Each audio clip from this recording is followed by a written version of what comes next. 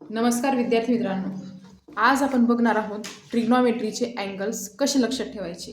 तर मग चला, अगोदर 0, 1, 2, 3 आणि 4 लिहून घ्यायचं. नंतर प्रत्येक संख्येला 4ने भागायचं. ज्याला भाग जात असेल त्याला भाग देऊन द्यायचा.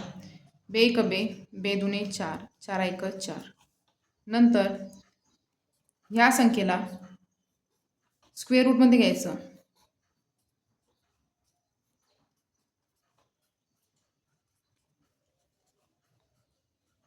आणि शेवटी याचा स्क्वेअर रूट येईल 0, square root of 1 1, square root of 4 is 2,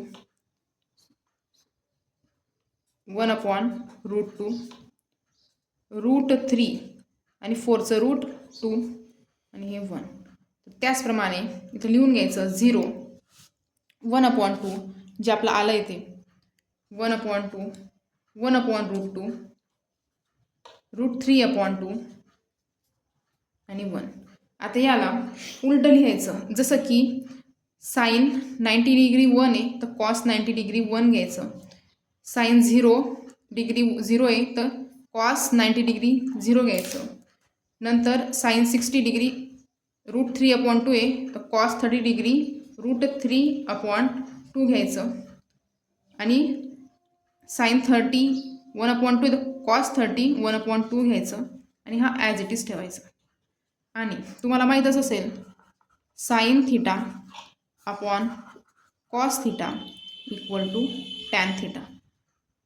तर मग 0 upon 1 is 0, 1 upon 2 upon root 3 upon 2 येतं 1 upon root 3, 1 upon root 2 upon 1 upon root 2 येतं तुमचं 1, रूट 3 अपॉन 2 अपॉन 1 अपॉन 2 येईल तुमचं रूट 3 आणि 1 अपॉन 0 येईल इन्फिनिटी.